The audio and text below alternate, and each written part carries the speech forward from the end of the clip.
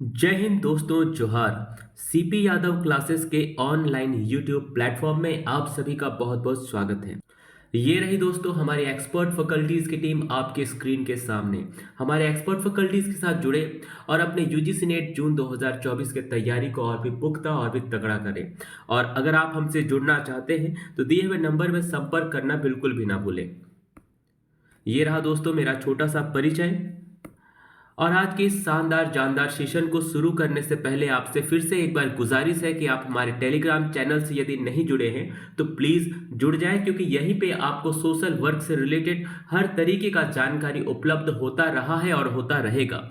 और इसके साथ ही साथ हमारे इंस्टाग्राम चैनल को, हमारे फेसबुक चैनल को जो है सब्सक्राइब, लाइक, कमेंट और शेयर करना बिल्कुल भी ना भूलें। तो चलिए आज के शानदार सेशन को हम लोग शुरू करते हैं। आज हम लोग बात करेंगे सामुदायिक संगठन की प्रक्रिया और सामुदायिक संगठन के विभिन्न चरणों के बारे में। सामुदायिक संगठन के चरण, स्टेप्स ऑफ कम्युनिटी ऑर्गेनाइजेशन।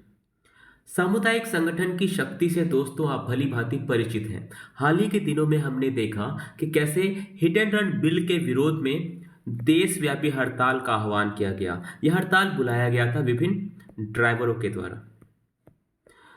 इन्होंने अपने संगठित शक्ति के प्रदर्शन से इन्होंने इस बिल का पुरजोर तरीके से विरोध किया और सरकार को अपने समक्ष झुकने में विवश किया।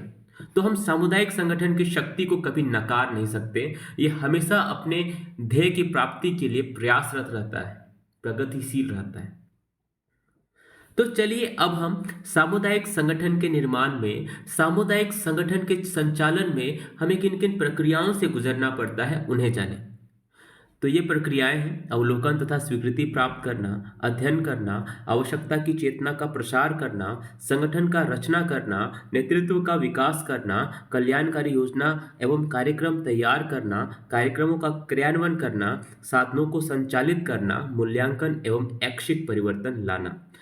तो ये जो विभिन्न चरण हैं, एक एक करके हम इन विभिन्न चरणों को समझते हैं। सबसे पहले दोस्तों हम बात करें अवलोकन तथा स्वीकृति प्राप्त करने के बारे में। तो जैसा कि आप सभी को पता है कि एक समुदाय में विभिन्न लोग रहते हैं और इनके बीच विभिन्न समस्याएं विद्यमान होती हैं। अब एक सामुदायिक संगठनकर्ता जो है इन लोगों की समस्याओं का अध्ययन करना चाहता है, इन लोगों के साथ काम करना चाहता है, लेकिन सामुदायिक संगठनकर्ता के साथ इन लोगों का भी पूरा पूरा मन होना चाहिए कि इसके साथ काम करें। जैसा कि किसी विशेष क्षेत्र में ऐसा देखा गया है कि लोग बाहरी लोगों के साथ काम करना नहीं चाहते हैं, तो ये सामुदायिक संगठन कार्यकर्ता क्या करता है, एक दो बार इन लोगों से मिलने का प्रयास करता है, एक दो बार इन लोगों से मिलने का प्रयास करता है, धीरे धीरे धीरे धीरे जो है इनके साथ जो है संबंध स्थापित करता है। और जब ये सारे लोग सामुदायिक संगठन कार्यकर्ता के साथ काम करने में कंफर्टेबल होते हैं तो फिर इनके साथ वो काम करना शुरू करता है। जब समुदाय के लोग सामुदायिक संगठनकर्ता के साथ काम करने के लिए कंफर्टेबल हो जाते हैं तो फिर सामुदायिक संगठनकर्ता क्या करता है, इन लोगों का अध्ययन करता है, इनके बीच समस्याओं का अध्ययन करता है और उन्हें ये एहसास दिलाता है कि उनके पास समस्या विद्यमान है, यानी आवश्यक चेतना का प्रसार करता है। क्योंकि ऐसा होता है कि ऐसे लोग होते हैं जिनको पता ही नहीं होता है कि उनके बीच ये समस्या है। जैसा कि स्वास्थ्य के बारे में अगर ली जाए तो कई सारे ऐसे समुदाय को हम देख सकते हैं जहाँ पे स्वास्थ्य के प्रति जो है वो लोग निष्ठुर हैं, वो लोग स्वास्थ्य के प्रति उतना ध्यान नहीं देते हैं, स्वास्थ्य के प्रति उतना सजग नहीं रहते हैं। तो उन्हें स्वास्थ्य संबंधी समस्याओं से उन्हें अवगत कराए, उसके क्या क्या हानियाँ हो सकती है उनके बारे में बताए। इससे क्या होगा, उनके बीच चेतना का प्रसार होगा। चेतना के प्रसार होने के पश्चात वो समस्या का समाधान ढूंढने का प्रयास करेंगे, तो उन्हें सक्षम बनाएगा ताकि वो अपने समस्या का पहचान कर सके, समस्या को जड़ से मिटाने के लिए उन्हें प्रतिबद्ध कर सके, उन्हें एकत्रित कर सके। समुदाय के लोगों को अपनी आवश्यकताओं के प्रति जागृत करने के पश्चात सामुदायिक संगठन कार्यकर्ता उन्हें एक साथ एकत्रित करता है, एक मंच पर लाता है, जिसके बाद विभिन्न समस्याओं को जो है लोगों से सलाह मशवरा करके वो सूचीबद्ध करता है और उसके बाद जो है उन समस्याओं को प्राथमिकता के आधार पर वो क्रमबद्ध तरीके से सूचीबद्ध करता है। जैसे कि स्वास्थ्य संबंधी समस्या,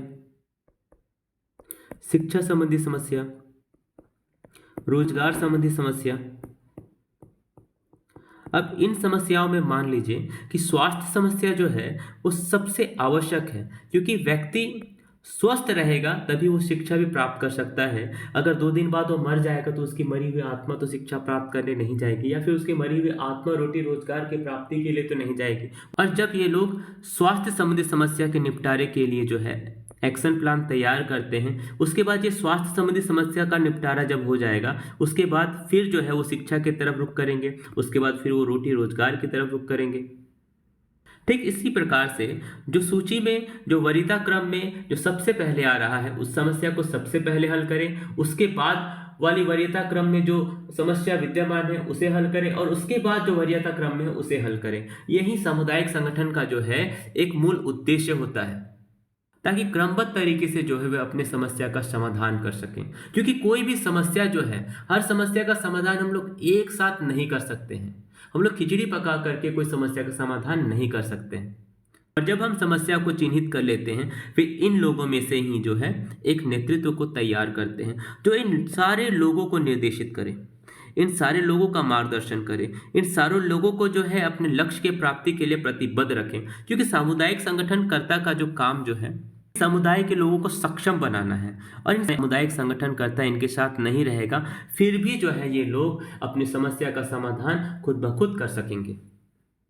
नेतृत्व के विकास के पश्चात अब जो है सामुदायिक संगठन कार्यकर्ता जो है इन लोगों के समस्या के समाधान के लिए, चिन्हित समस्या के समाधान के लिए कुछ योजना तैयार करता है, कोई कार्यक्रम बनाता है, ताकि उस कार्यक्रम के अनुसार वे कार्यक्रम के अनुरूप चलकर अपनी समस्या के समाधान इस समुदाय के लोग कर सकें।